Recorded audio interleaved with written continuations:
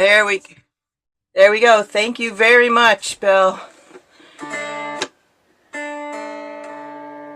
Alright. Well, alright. So, we're not going to do the iPad because I have to figure out how to make that work without it doing the feedback thing. Alright. So, the first thing I like to do is just tune my instrument. Whenever I play it, I like to tune it. So this is the D on your bass string. I always start on my bass string, the string farthest away from you. And for those that know the piano well, that's the D below middle C. So it's if you're using a pitched tuner, that's D3. Everybody got a D that's just like that, sort of.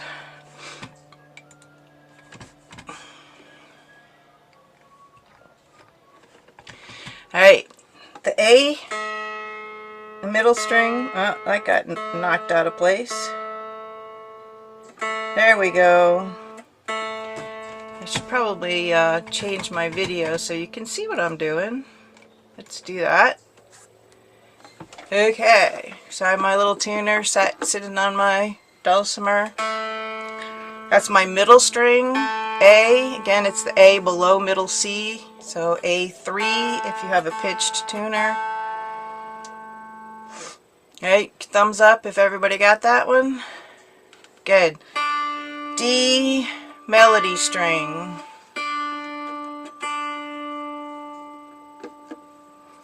Here you go. Now, it's not strictly necessary to tune to me, but it will sound awfully weird if you're not tuned to me. So, that's just for what it is.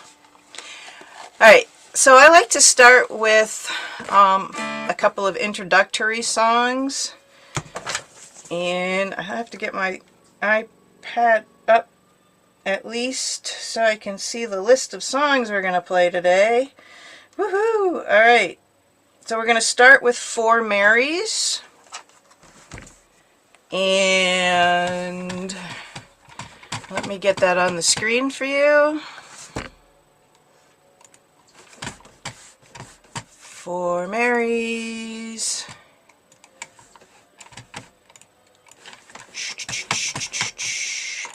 Do that. I'll move this window out of the way so I can see what I'm doing. And I got Southwind queued up behind it. Did everyone, if you wanted to print out music, were you able to find that printout? Yeah, okay, great. So a lot of people in the past like me to share my screen and share the music. So I'm going to go ahead and do that. Hopefully you can see that music, right? Thumbs up if you can see the music. Thumbs down. Okay. Thumbs down. Thumbs down. You can't see it. Oh no. Share. Desktop. Share. Yay! Okay. We're going to get through this technology stuff today. Alright, so.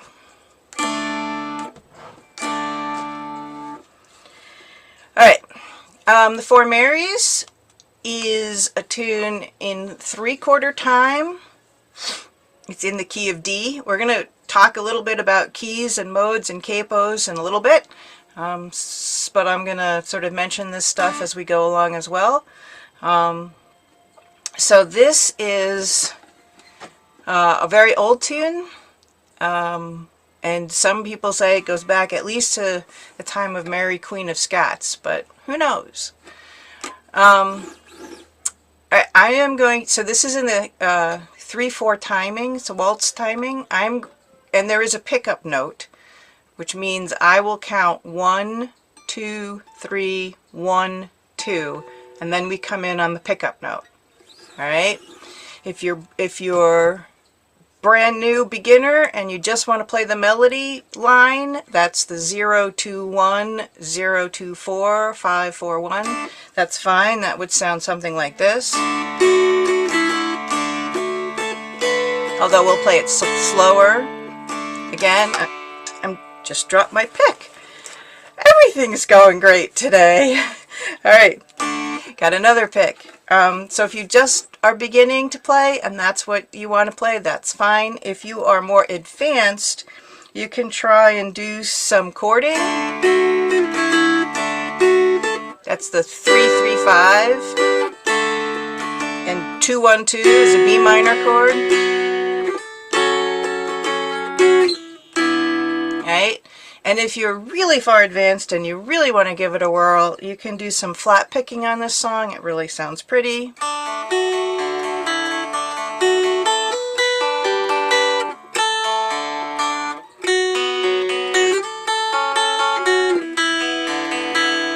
Alright, so you choose where you want to go with this, and I'm going to kind of play it straight. The first time through, we will play it through 2 times. And again, I count 1, 2, 3, 1, 2, and then we come in. 1, 2, 3, 1, 2.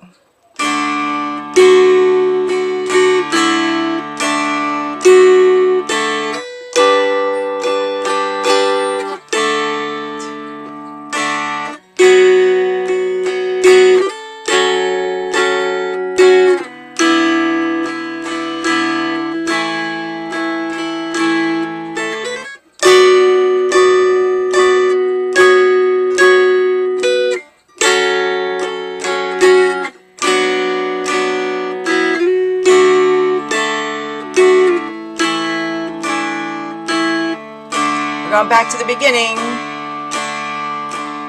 right now.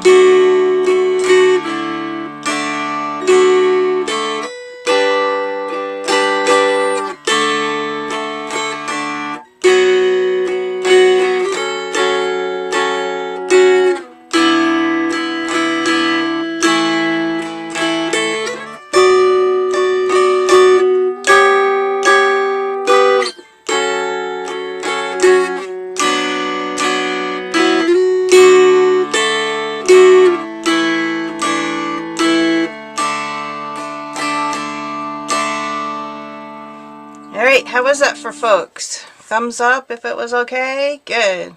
Alright. This is just a little warm-up tune. Again, I like to warm up with a couple of tunes that we know pretty well, and then we get on to learning some new music. So, the next tune is Southwind. Southwind is again another waltz tune. It does not have a pickup note. If you're not familiar with Southwind, this is the A part and it repeats. Here's the repeat sign. And then this whole part down here is the B part. And it doesn't have a repeat because there's actually an internal repeat within this B section. So yeah, 3/4 time, key of D.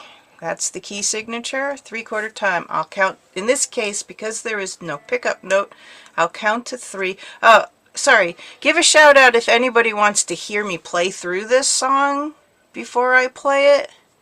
It's a very, just unmute and shout out, because I'm not sure I'm seeing everybody on my screen. It's a pretty common Mountain Dulcimer song, so I'm hoping that most people have heard it before, and we played it. And those of you who have been with me since January have been playing this. So, all right, again, I will count to 3. 1, 2, 3, and then we will come in. 1. I'm confused. Isn't there a pickup note? No. So it. Oh, sorry. You're right. Yes, thank you for catching me. Yes, there is a well, there's 2 pickup notes, actually. They're 2 quarter notes. Nope, sorry, 2 eighth notes. Wow, okay. Where's my brain tonight?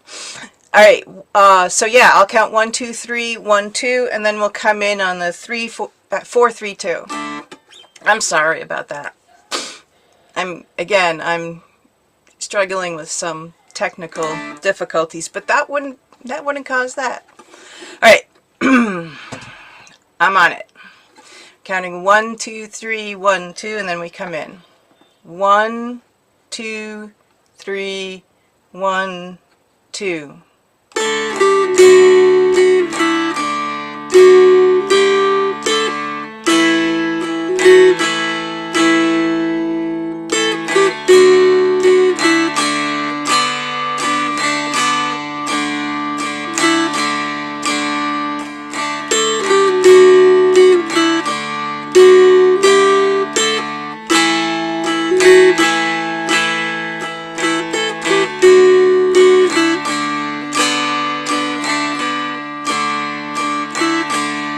Now the B part.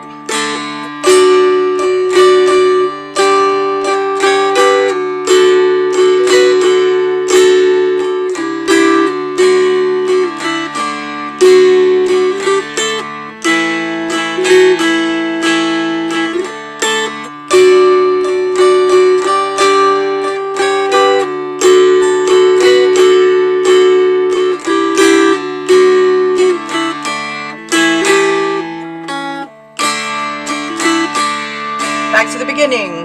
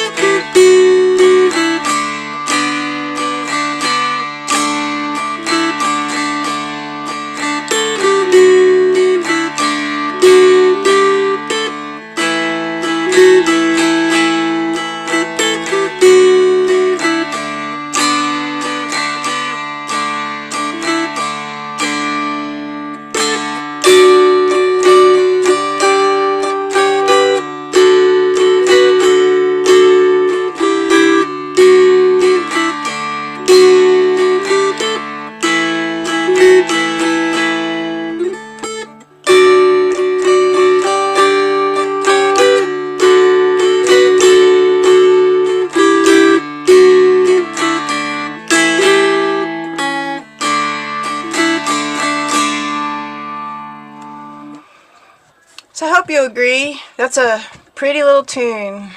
I have got to get my zoom controls back. There you go. We're going to stop the share for a moment. And I'm going to turn my camera around. Yay! Alright. So, before we go on,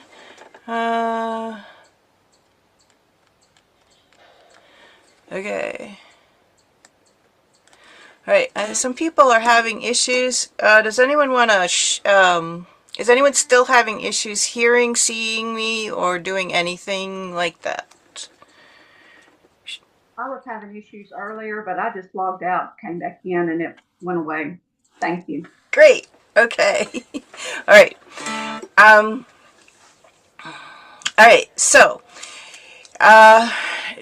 today's, this session, people had asked me if I could go over using a capo, and, related to a capo and using a capo is things about keys and modes. And another person at a different time had asked me, how do you sing with a dulcimer, right? These songs that we just played go pretty high up into the 7th fret. And that's a vocal range that very few people actually have, right? So it's hard to sing that. So one of the ways,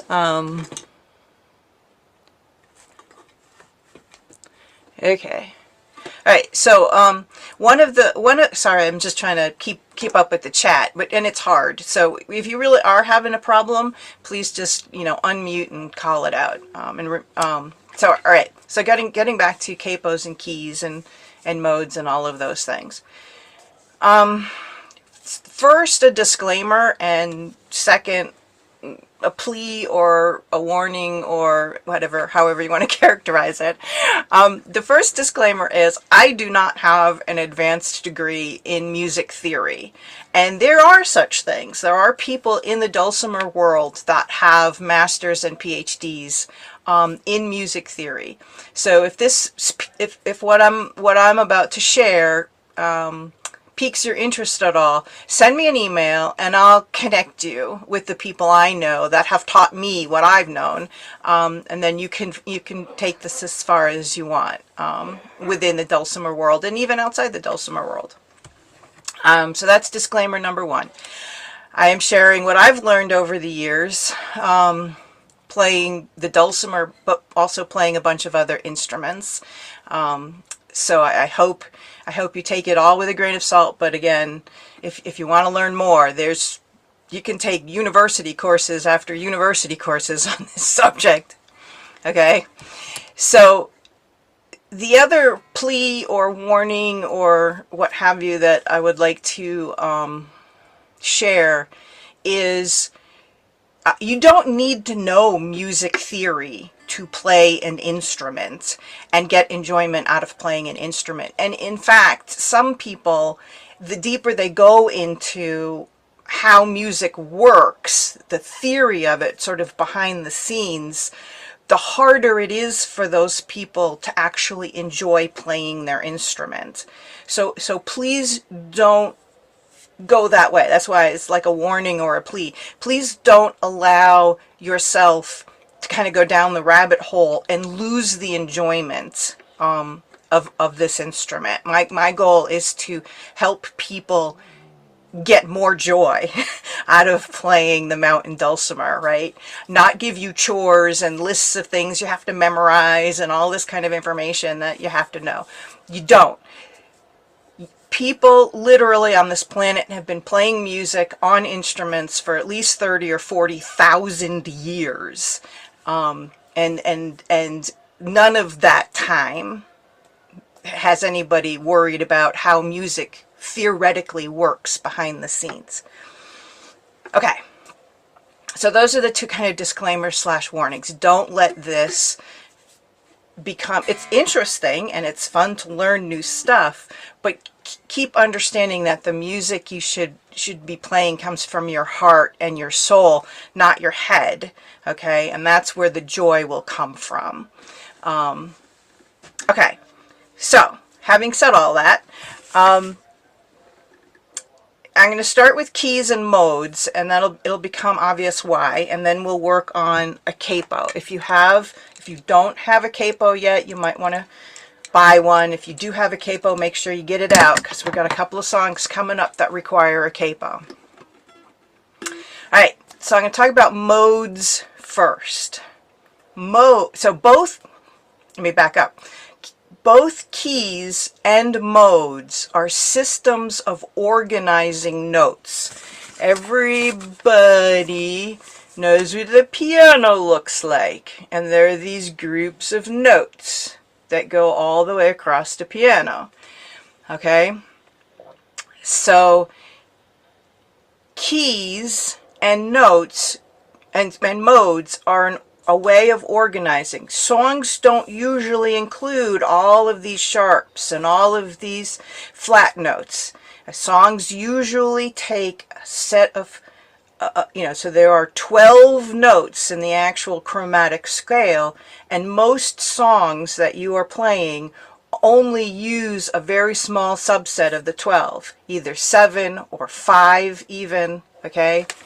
And that's what brings us to keys and modes.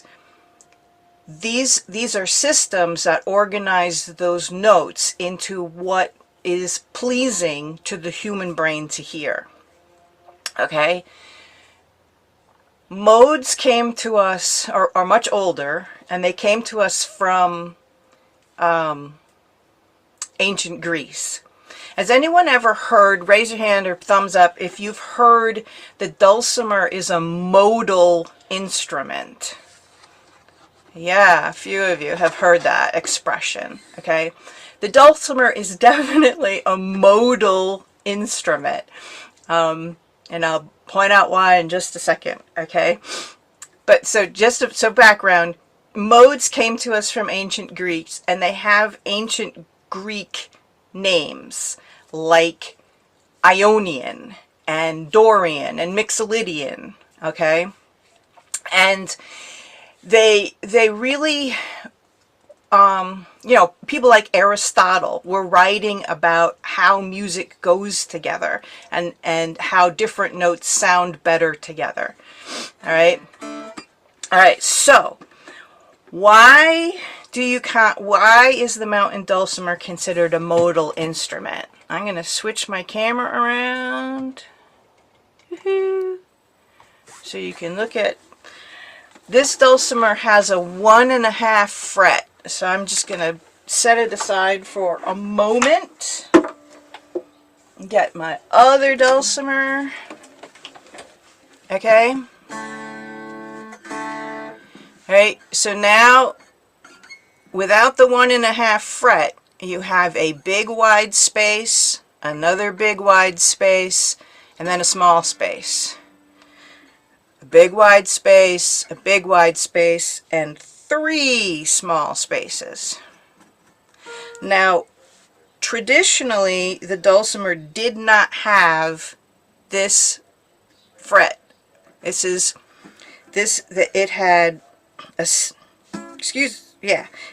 had a, it did not have the 6.5 fret. It only had a 6 fret. Okay? So, traditionally, you had a set of whole, whole, half, whole, whole, whole, half frets. Okay?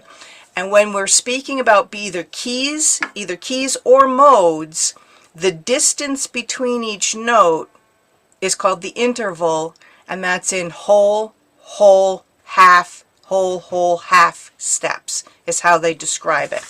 If you were looking at a piano keyboard, okay, I don't even know if those letters are around the right way. A whole step is from C to D. A half step is from C to C sharp. Now, somebody a long time ago decided they're going to confuse all of us. And when they set up the keyboard, some of these spaces, like between B and C and E and F, have no sharp or flat in there. So again, between B and C, that's a half step. All right? And E and F is a half step. Okay? So between a whole step, there's 2 notes. Between a half step, it's 1 note. All right? Very confusing. I'm sorry, I didn't set it up that way. Okay? But it's mimicked on your dulcimer fretboard in a beautiful way. Say this is a whole, whole, half, whole, whole, whole, half. Now the interesting thing with adding the 6.5 fret is that you can get the Ionian mode if you start open on the melody. 0, 1, 2, 3, 4, 5. I want to make sure I give you the right one, because it depends on whether you do 6 or 6.5. Alright, we're going to do the 6th fret. Then 7. That's Mixolydian mode. The Ionian mode is open, 1, 2, 3, 4, 5, 6.5, 7. Okay? So on the dulcimer, you can actually get all of the modes. There's 7 modes. You can get them all on your dulcimer. Okay?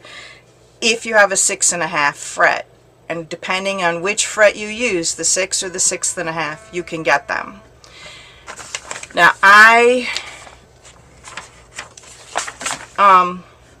I was confused for a long time. Why do some tunes that are in DAD tuning say they're in Ionian mode and other tunes say they're in Mixolydian? And the difference is whether you use the 6.5 or the 6. That confused me for years. I couldn't figure it out. I thought somebody's wrong here. It's got to be one or the other. It's not. It's whether they use the 6.5 or the 6. Okay? Now, if you happen to have a wonderful capo device, and you put the capo on the dulcimer at the first fret, woohoo! Yay! Now this is a baritone dulcimer, so it's not going to sound anything like your dulcimer, so bear with me on that one for a minute.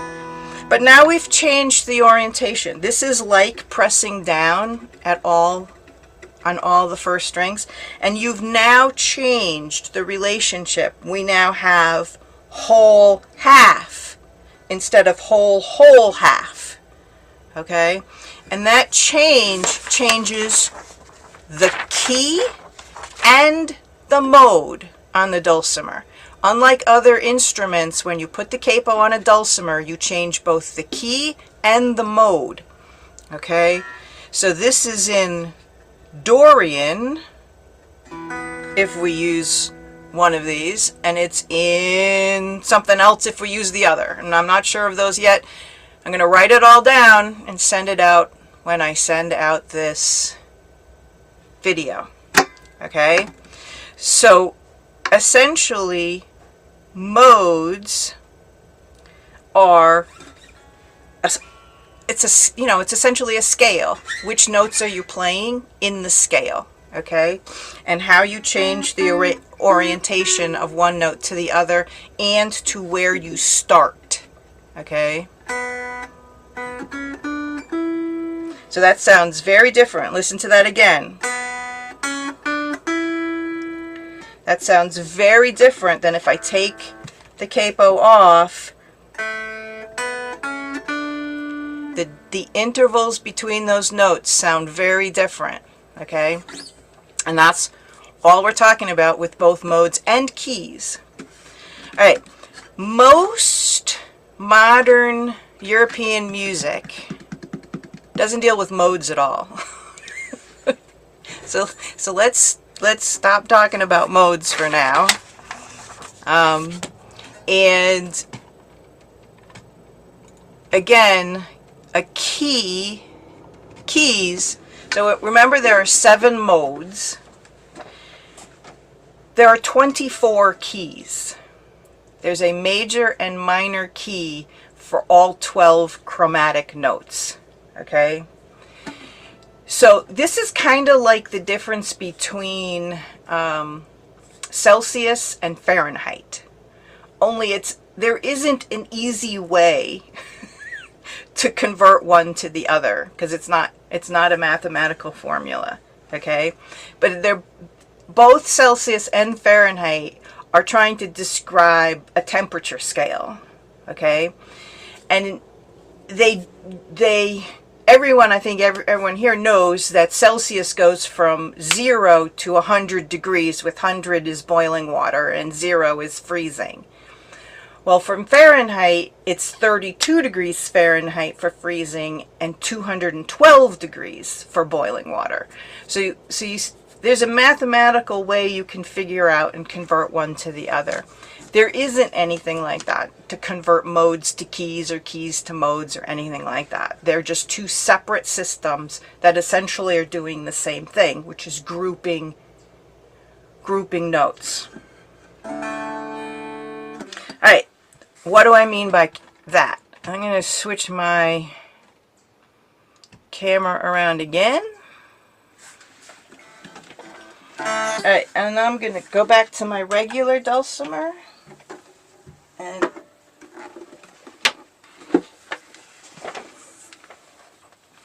so I'm sure most of you, most of you understand that there's musical scales.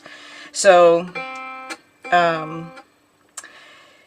if we start out open on the melody string, that's D. The next note up in the D scale is E, and that's at our first fret. The next note up in the D scale is F sharp. And that's at the 2 fret. Not F, which if you have a 1.5 fret, that's an F. You want to go to F sharp.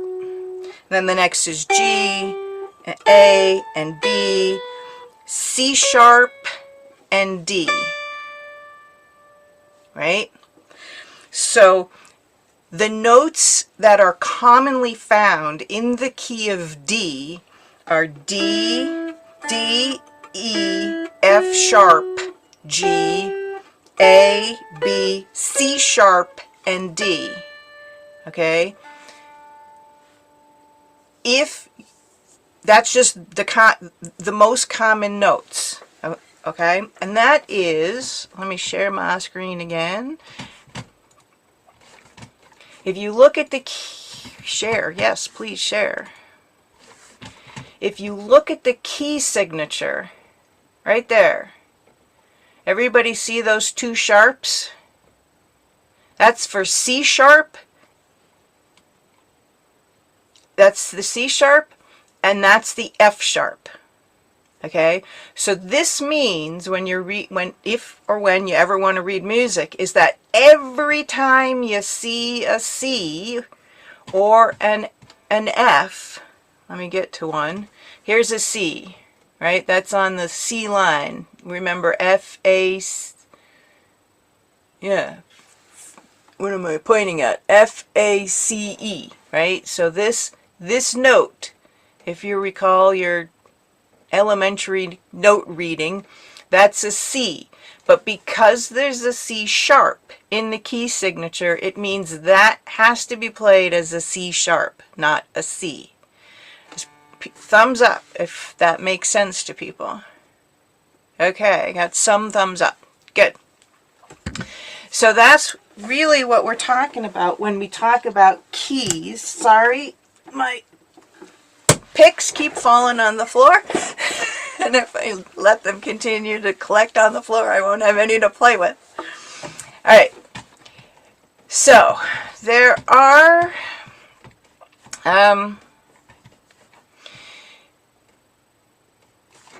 the key signature is very important to learn, and I will again send you out a document that has that in there. All right. But again, we're dealing with whole and half notes. So I'm going to stop the share for a second. All right. And on my dulcimer, let me pin this dulcimer so everybody can see it by my mouse control. Pin. I'm going to stop talking here in just a second. We'll get back to the music. Again, we have a whole, so from open, the D, I have a whole step to E and a whole step to F sharp at the 2 fret and a half step to G. Whole step A, whole step B, whole step to C sharp, because remember between B and C it's just a little half step. So this is the C sharp and then a half step to D. So again, with keys you're talking about the interval between these notes. All right. Now, fun is, okay, if you want, I'm going to unpin myself because I don't need to be that big. Where are you? There you are. There's the remove pin. Yay. Okay.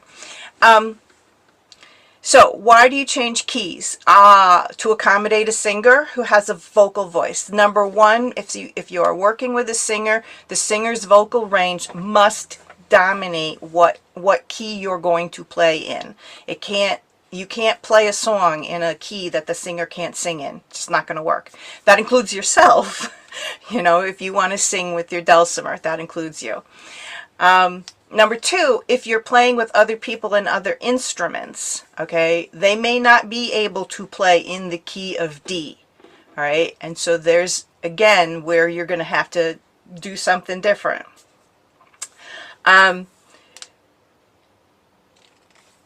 Also, it's important to recognize that keys shape the music.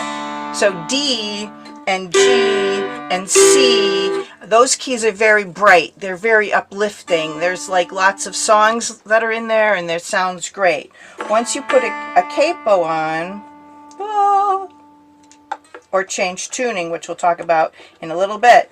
Once you put a capo on, like at the first fret, now we're in an E minor, and that E minor key sounds somber, sounds reflective. Okay, so that's the other reason to change keys for a tune, is if you want the tune to sound different than bright, happy, yay, everything's great, you know, and you want to have a more reflective song. All right, so let's talk about, and this is the last thing we're going to talk about, and then we're going to get our capos out and start playing.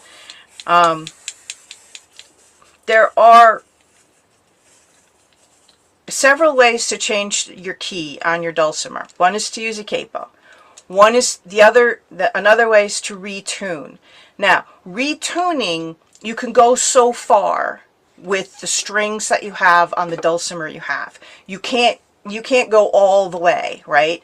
So that's why we have baritone dulcimers, all right? And bass dulcimers. This dulcimer is thicker, okay? It's larger. It has more internal bracing, and the strings are much larger than what is on a standard dulcimer, okay? You can go a few notes up and a few notes down, usually safely, without breaking a string, but you have to go slow and you have to go careful. Okay, so just bear that in mind when you retune. You need to take that in mind. And it is also possible to play the song on different strings. So, for example, if I was gonna if I wanted to play Southwind in the key of A, right, I can play it on the middle string. Whoops.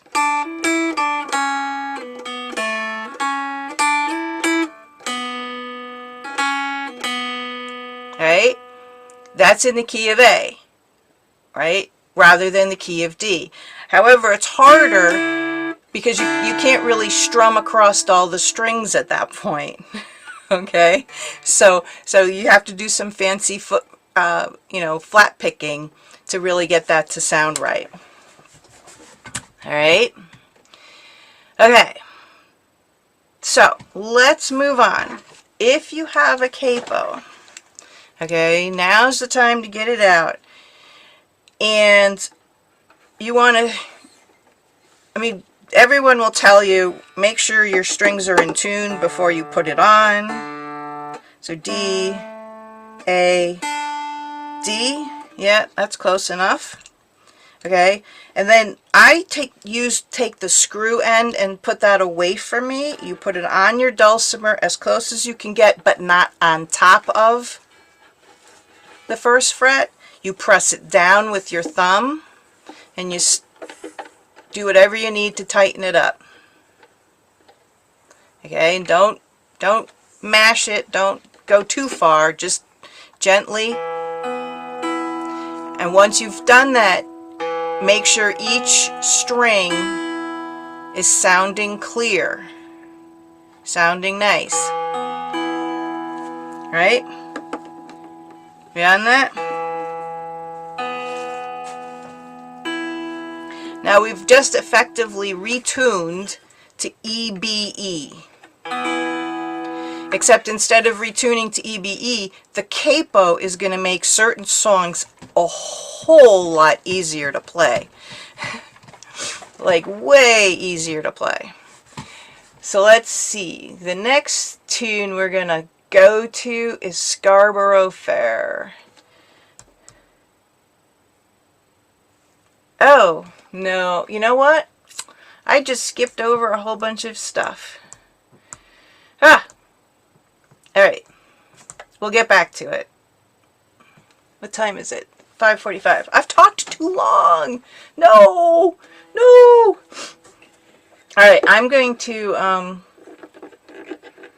go to Scarborough Fair, and what I want to show you is that the capo makes it just that much easier to play this song. Okay? So, if we go to Scarborough Fair, yes, Capo 1, that one. Yay. Let's make it bigger.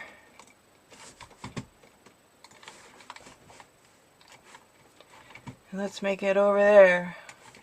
Oh no, this is what you get when you try to do stuff different. Alright. Alright, so here we go. Why is my mouse not going where it needs to go? Oh, there we are. Okay, share Scarborough Fair. So thumbs up if you can see this. Yes, okay. So, with the capo, if you are familiar with the capo on other instruments like the guitar, for the Mountain Dulcimer, the numbering system is slightly different. So on the guitar, if you use the capo, these numbers would be up from the capo, okay? But in the Mountain Dulcimer, the capo makes this, you don't number up, you keep your same fret numbers, okay? So 0 is just playing open. I don't have to worry about holding down 1, 1, 1 with my 3 fingers because the capo is holding 1, 1 down, okay? And then when we go up to are you going, all right? How many people can actually stretch and do a 1, 1 on their 2 fingers and a 5 on the melody? I can't. Okay? This is why the capo makes it easier to play these songs, because this tune you would need to play 1, 1, 5, okay, in order for it to sound correct. Alright, so let's play this song through the way it is. Everybody's familiar with this tune, I hope, so I won't go too slow. It's in 3/4 time, and there is no pickup note. Yes! Alright, and I count to 3, and then we come in. 1, and we'll play it through one time. 1, 2, 3.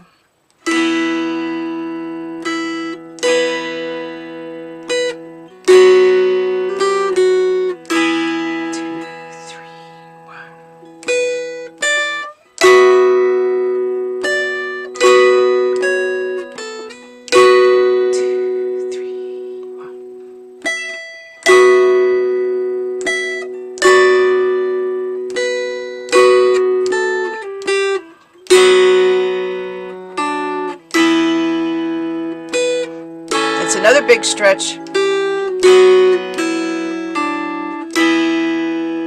Okay, so again, at the end of the song where that A chord is, all right, that's another big stretch. If you were stretching from the 1, 2, 4, now you don't have to get the 1. You can just do the 2, 4.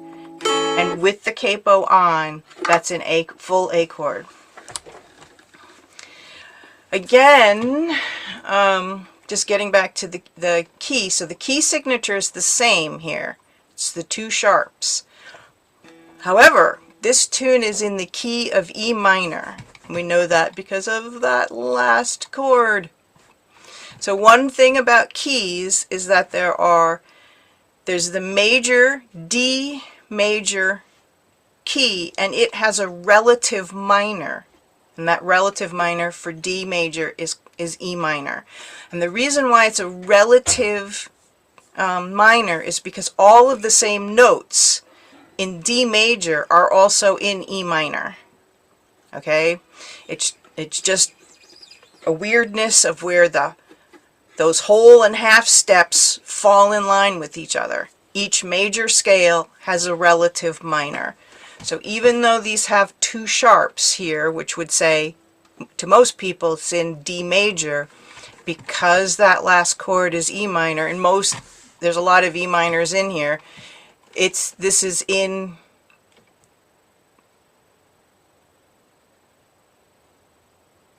the key of E minor. Sorry. I just made a big mistake. Nobody caught me.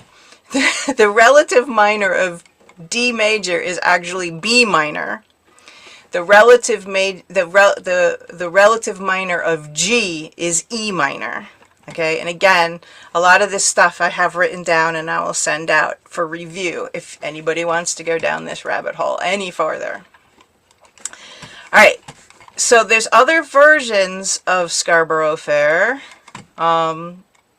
Here's a finger picking version, which is also quite pretty.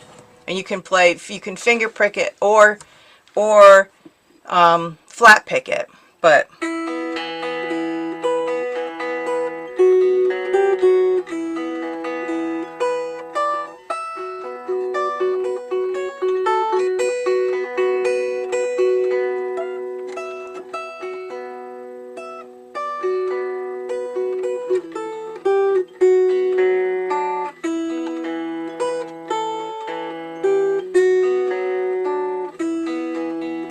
so quite pretty, right? So again, if you're moving up and you want to try something different, you can try that.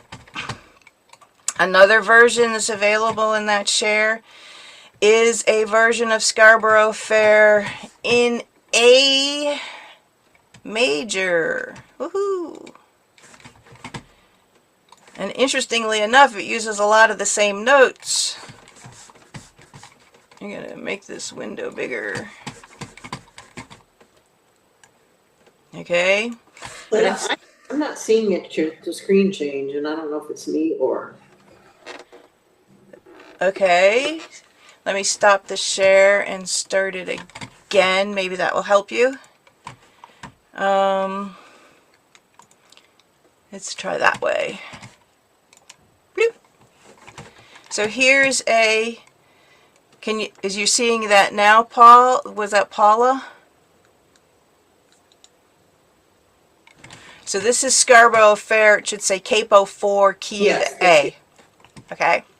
So in this case, we're putting the capo on the 4th fret. Okay?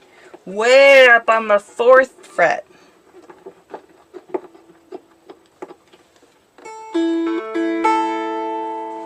Alright?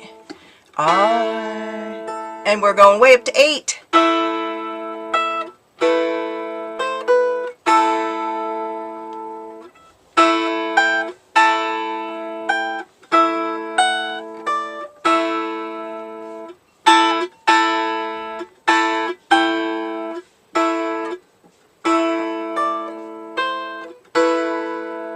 We need that natural.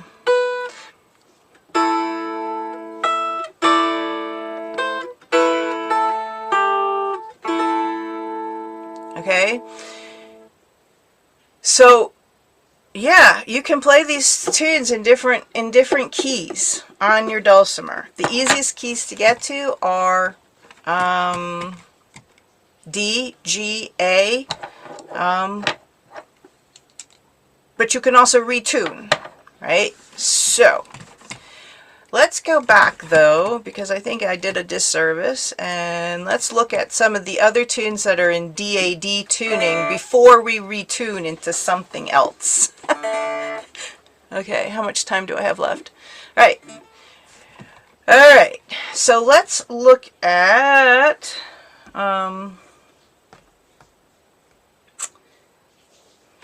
there are let me just stop the share so I can actually see people's thumbs. Are people familiar with John Stinson number 2? Got 1 thumbs up. Okay, so this is a couple of thumbs up. Alright, so this may be a new tune for some of you. Where are you? There you go. You know, I just want to play through the sort of these new tunes in DAD tuning again, so that for those people that don't know it, they'll get a sense of it. We'll play it slowly. This is in 4/4 timing. There's the time signature and the key signature. This is in the key of D. And the last note is a D. The last chord is a D, so it's definitely in the key of D. I count to 4. There's no pickup notes. We'll count to 4 and then we'll come in. There are 2 parts. There's an A part and a B part. This repeats, and then this section repeats. We'll play it through once so that people can get a sense of this tune. It's a great tune. And people play it really fast. We're going to play it slow. 1, 2, 3, 4.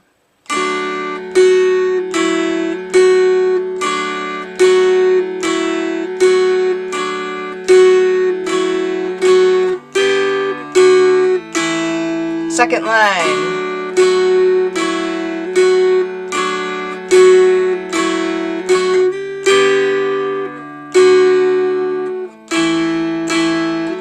Back to the beginning.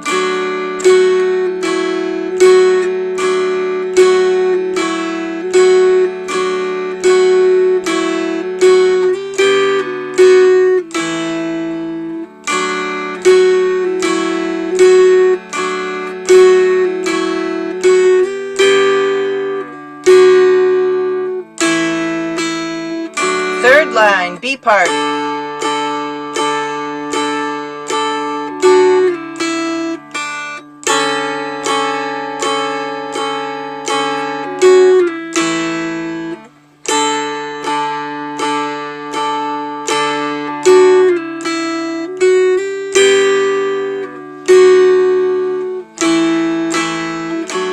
Third line again.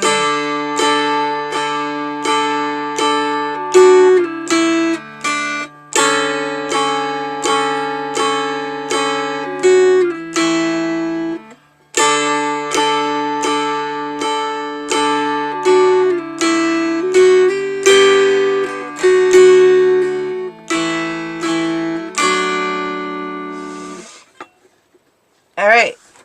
Oh, I hadn't shared the screen. You kids. All right. Well, there's the song. There's the music. Man, I'm not having trouble tonight. Oi.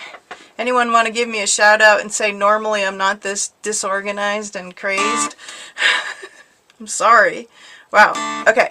So one of the things that I wanted to point out is that a lot of people play this song with a slightly different thing in here, where they actually play some pull-offs and hammer-ons, just to add interest to it and to make it go faster. Because when people start going on this song, it gets pretty quick, right?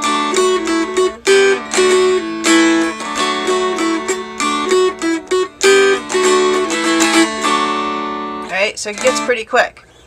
And one of the other things for the people here that are pretty new, so just remember this 2-2-1-2 section here. For the people that are pretty new, I want to just pin my dulcimer a little bit and ask you to consider. Let's get the screen so you can see it. Alright, so I'm playing that. I'm putting my finger down, my index finger on the 2 on the bass, and I'm using my thumb to get the 2 on the melody, and then my pinky drops down to get the 1. Right? So I'm not.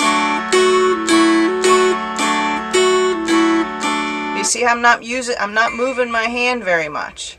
And that whole time I'm holding down the 2 on the bass. I'm just rocking back and forth. And the reason why I'm pointing this out is because it helps you, number 1, play it smoothly, and number 2, play it fast. if you can get those fingers working like that. You can actually get pretty fast. Alright. Alright. So let us look at another couple of songs. I want to play, what comes after that? Pretty Sorrow. I'm going to leave Pretty Sorrow for next month. We'll focus on that. There's 3 different versions of Pretty Sorrow. It's a beautiful tune. That's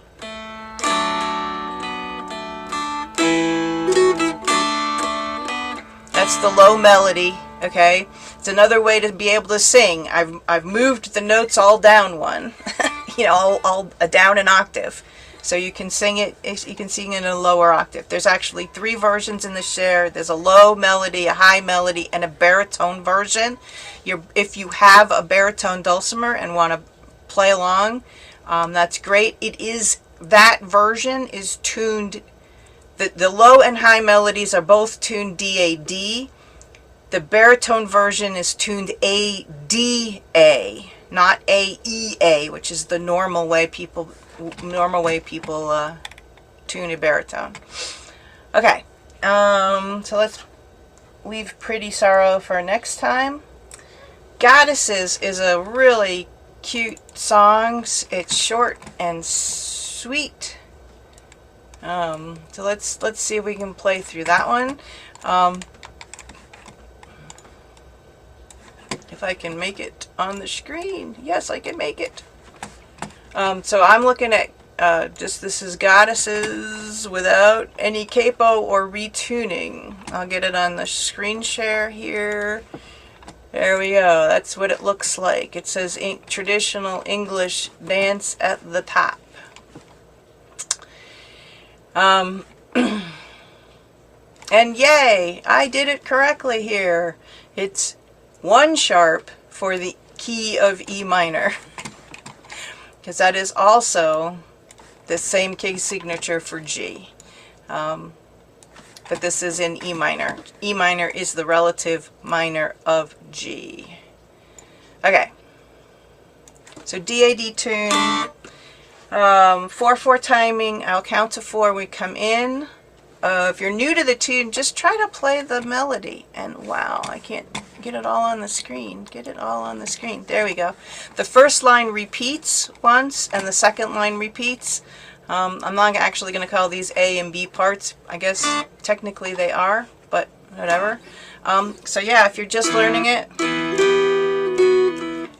try the melody. But the chords are also pretty easy if you want to. Alright, count to 4. 1, 2, 3, 4.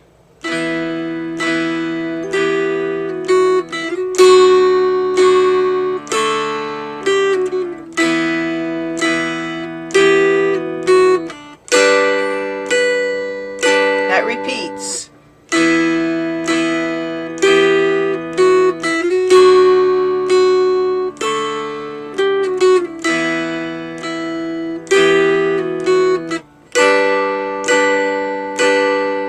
Second line.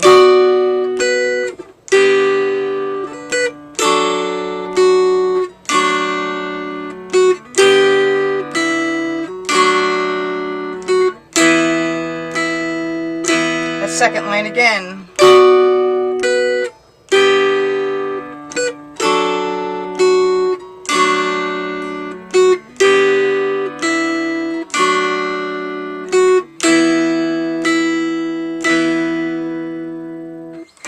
Yay! Now we're going to play that song again in a little bit, but we're going to retune to play it in a different tuning.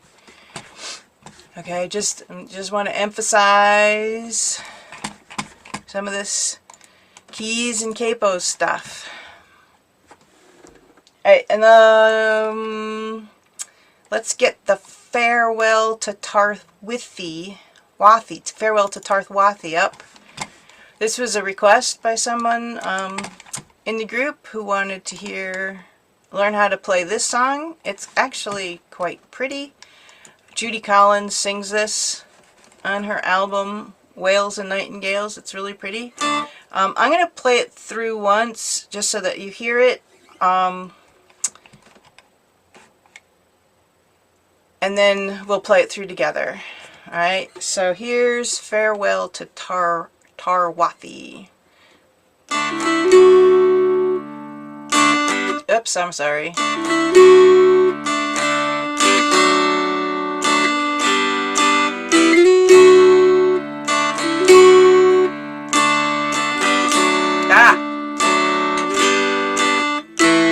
I can play this song.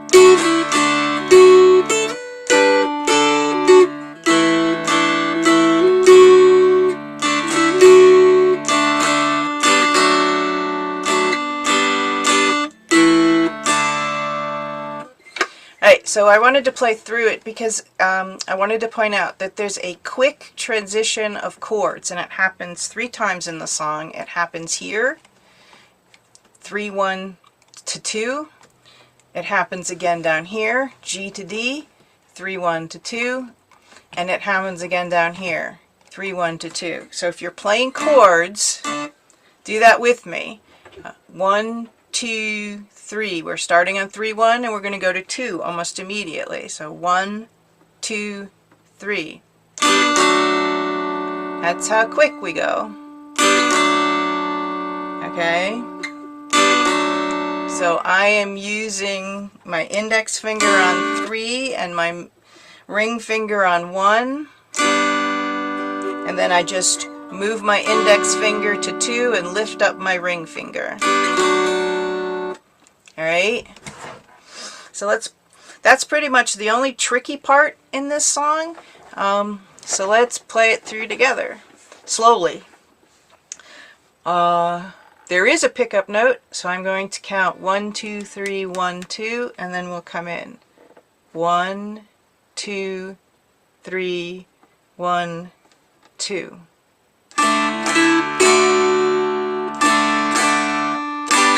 Here's that quick chord.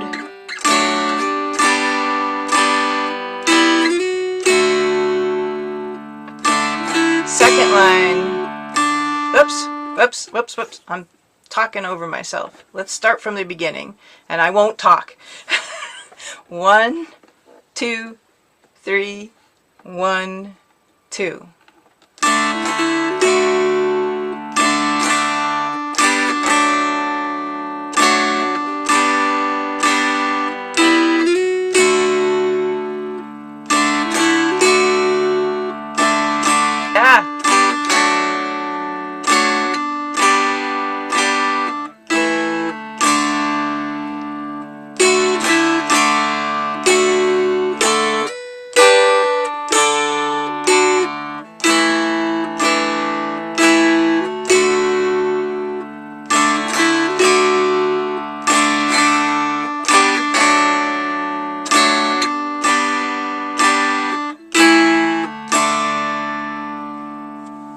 How did that feel for people? Okay, thumbs up? Good? Alright. It's a pretty song, and it takes a little bit of work because there's just this little tricky, quick chord changes. Alright, we played Scarborough Fair. So, let's move on to House of the Rising Sun. Yay! Now, those of you who grew up like me in the 60s and 70s remember House of the Rising Sun.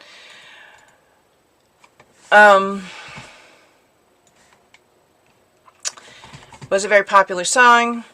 It's actually a very traditional song. And it's about a girl, not a boy. So, traditionally, hey, so everyone hopefully sees House of the Rising Sun, this version on the screen, Capo 1. There is a different version, well, there's a couple of other versions, if you want to try them. If you don't have a capo, there is a version of House of the Rising Sun that does not require a capo. Okay, it says House of the Rising Sun, no capo. No capo. And notice you do have to hold down these ones in these different places. Okay, and that makes it harder to play. If you compare that to that, it's a lot easier to play with a capo. There's another version that is finger-picked. And like Scarborough Fair, I've put out the finger-picking for you. Okay? Alright, so let's look at this.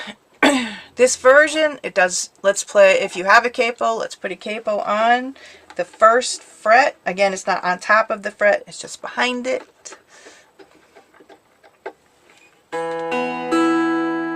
Immediately put into E minor or Dorian, if you want to call it a mode. Alright, now, there's a tricky part here, the beginning of the second line, because you're going to actually go up to 6/6, but open on the melody. So if you're playing chords, that's a chord that you're maybe not familiar with. So watch out for that.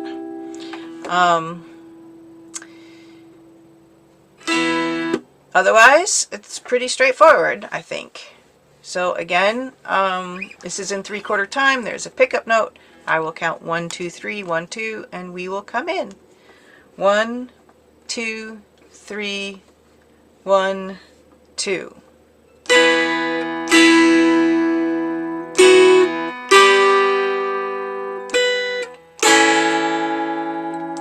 6, 6, 0.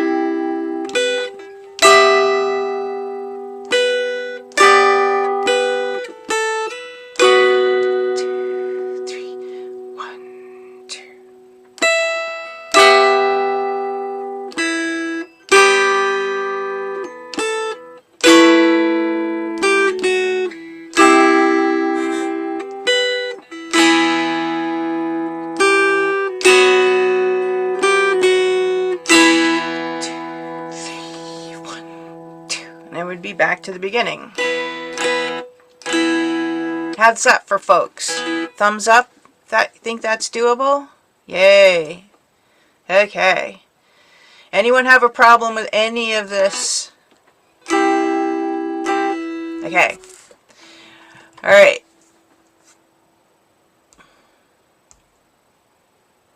I'm going to leave Road to Lisdoonvarner Road to Lisdoonvarner to next time too. Unless anyone is really keen on learning how that goes. Alright, so now what I want to suggest is that we tune down our melody string. We're going to go down. I repeat, down to C. So if it starts sounding higher, you're going the wrong direction. You want to go down to C.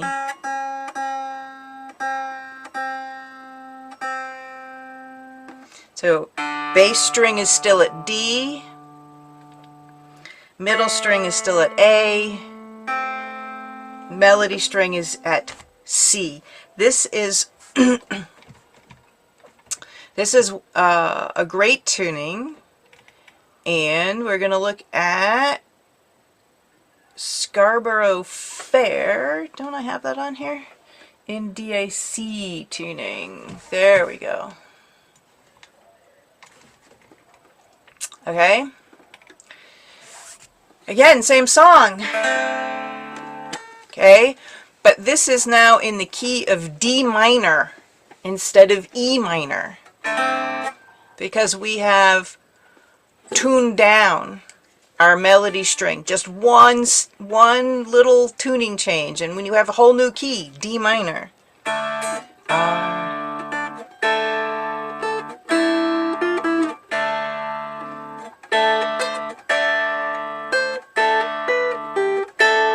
Right?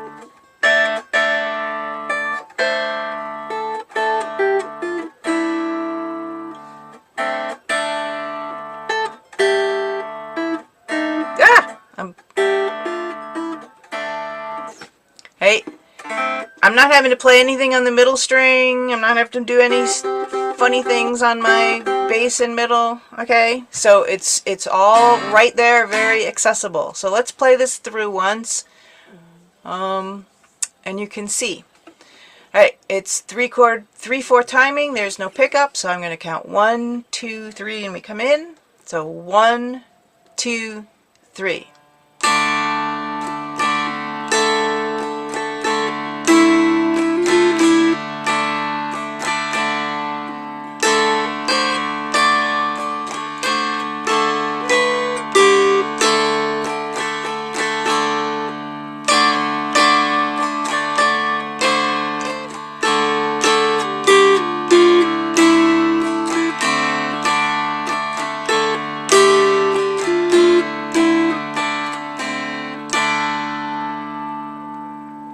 Right? Nice sound, right? Different sound. Not your usual sound.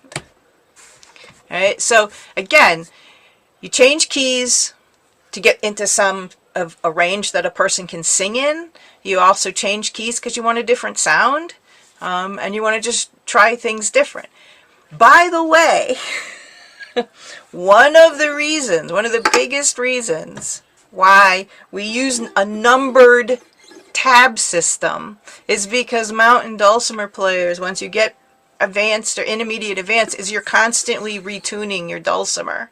So all the notes change. This is C, that's D, E, F, G, A, B, C. So now all my notes down here change. So learning to play the notes at the frets doesn't make a lot of sense if we're constantly retuning. Do people get that? Thumbs up on that understanding? Yeah. Okay, because a lot of people think because the dulcimer has a diatonic fretboard and has only 3 strings, it's very limited. The answer to that issue is it's not limited at all because we can retune. Okay? We can retune and then we can play in a different tuning with different notes. Alright, so the next one I want to demonstrate is Goddesses. Again, the same tune. There's a version in DAC. Oops, I'm making it smaller, not bigger. Silly me. That's just Goddesses. I guess I gotta go smaller again. There we go. So very similar to what we were playing before. Same frets, but they're different notes. Okay? So there's I shouldn't say different notes. It's in a different key. So it will sound different, right? Alright. And there's also, for those of you who want more of a challenge, there is a finger/flat picking version of this song. Again, I don't need a capo on this. I've just changed the tuning. So we will play this through. I'm going to play the flat picking version. And the melody is just the melody notes. So you can follow along with that. With this tab. All right, no pickup. Count to 4. Going to count 1, 2, 3, 4, and then we come in. 1, 2, 3, 4.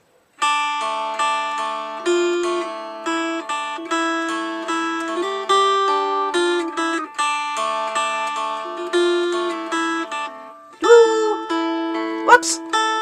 Ah! Back to the beginning and maybe play it right this time.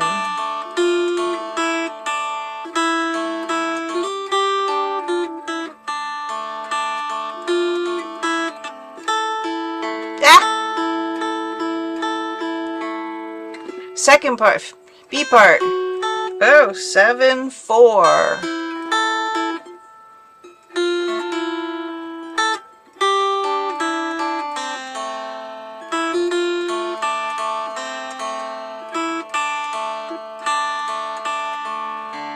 Back to the B part. Ah!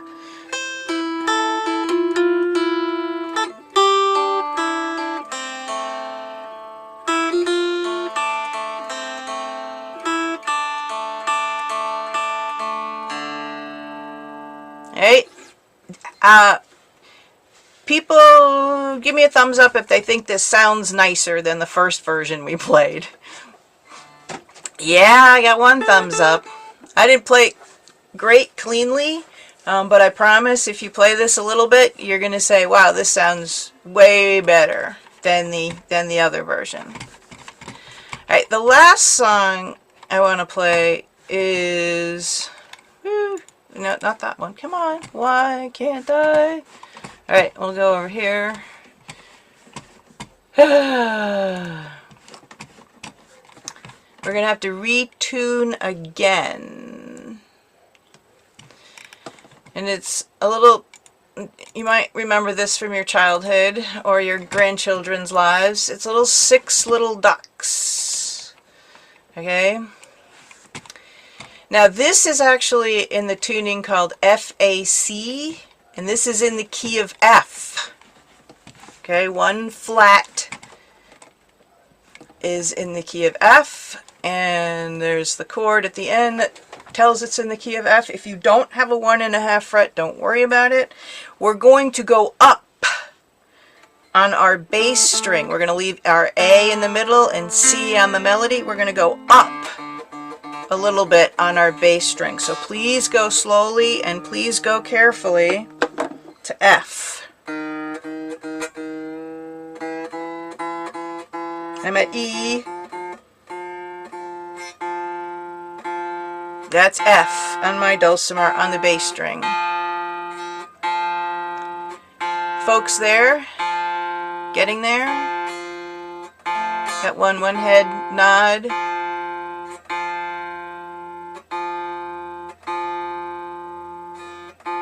We good? Thumbs up if you got to F on your bass. Alright. That's the F on the bass.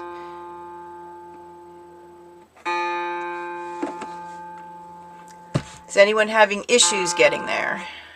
Has anyone broken a string? God forbid.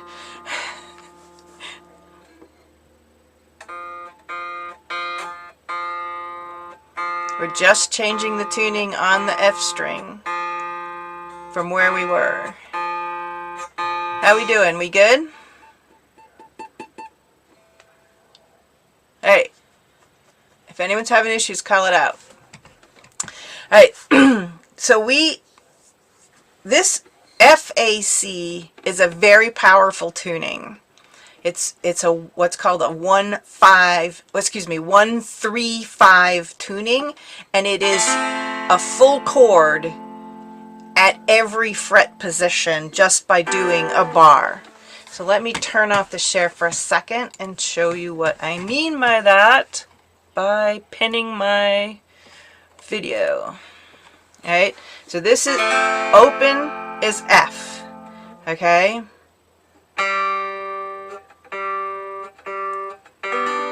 That is an G chord. Just holding down all three. And every position up is an open, is a complete tuning. So if you were playing with other bluegrass instruments and wanted to try and chord while they're playing melody, you can get chords just by bar chording, right? F, F. Wow, something's happened and I'm out of tune, sorry. Let's go down a little bit. Yeah, my A string has gone way out. Sorry. Yeah, so FAC. Okay, full chord. And all the way up and down are different. All you have to do is bar to get these different chords. Okay, very powerful. It's also a tuning, this 1-3-5 tuning. You will see it in tablature because it allows you to play songs that are more modern and have, you know, some. Let's share that. you know, some jazz tunes, and some more modern songs are fun to arrange in this tuning. So FAC is also, it's the same interval of tuning as D, F sharp A. Has anyone heard, thumbs up if you've heard tunes in D, F sharp A? Okay, no? Okay. Alright, so maybe this is new to most of you, but there is a whole crew of people trying to move the dulcimer from DAD to closer to DF sharp A. Alright, so now if let's play this tune. It is in the key of F. If you do not have a 1.5 fret, you can just play the 5 open. Okay, so that's 5 on the melody string with no 1.5 fret. If you happen to have a 1.5 fret, it sounds a little bit different. But I'm going to assume most of you don't have a 1.5 fret, so I'm going to play without it. Alright, so you can hear this song. This is in 4/4 tuning. Excuse me, 4/4 timing. Ooh. No pickup. I count to 4 and then we come in. 1, 2, 3, 4.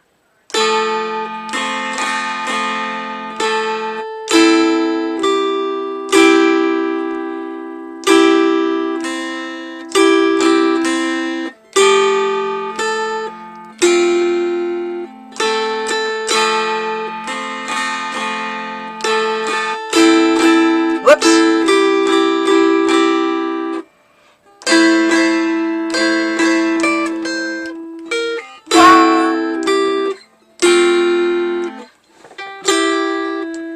Yep, my dulcimer is falling off my lap, folks. Let me start this from the beginning. It's a good idea to make sure your dulcimer is pretty solid on your lap before you start playing. Alright, I'm going to count to 4 and then come in. 1, 2, 3, 4.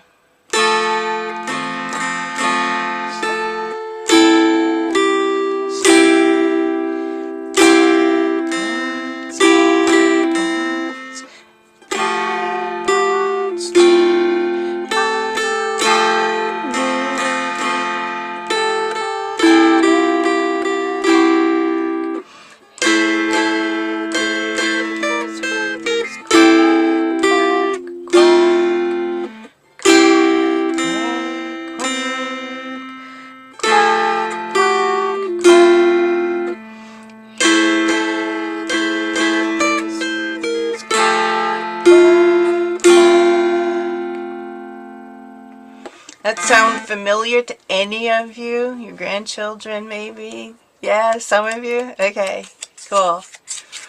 Alright, let me stop the share. Let me turn around my video. Let me unpin myself so I can see all of you instead. Alright, so we have played tunes in D, in A, in G, in E minor, in D minor, in F. Okay? Don't ever let anyone tell you that the dulcimer can only play songs in the key of D. Okay? It really is more versatile, and yes, it takes more work, and it takes more training of your brain, and it takes more practice to be able to move around the keys like this. And again, the reason why you change keys is so that you can sing with your instrument, or somebody else can sing, or because you just want to try something new and have a different sound. Okay? It's an, you know, again, please enjoy your instrument. Don't get so tied up in the nitty-gritty of the actual theory behind all of this. Please just enjoy playing these different songs in these different keys. Okay, we are at 6:30. Does anyone have any questions or suggestions?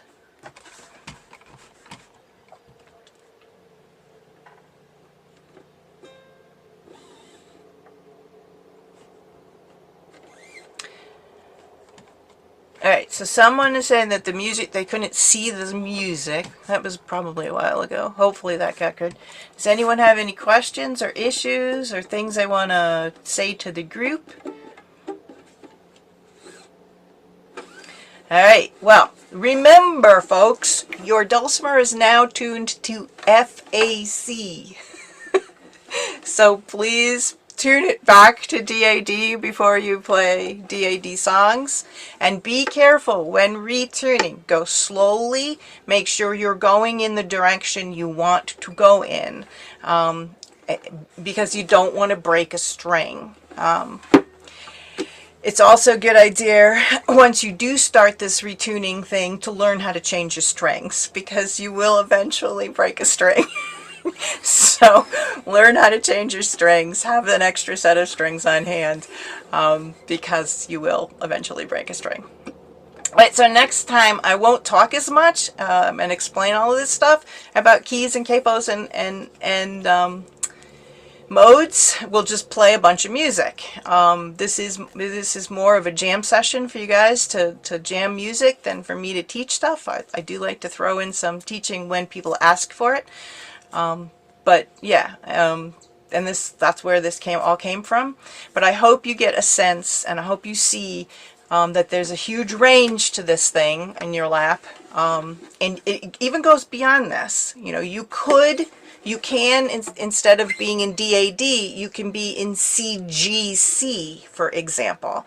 And you're down now playing in the key of C, which is a very common key for people to sing in, right? So, and all of your DAD tab with the numbers works perfectly fine in CGC because you've maintained the interval between the string tuning, right? It's still DAD is a 1-5-8 tuning.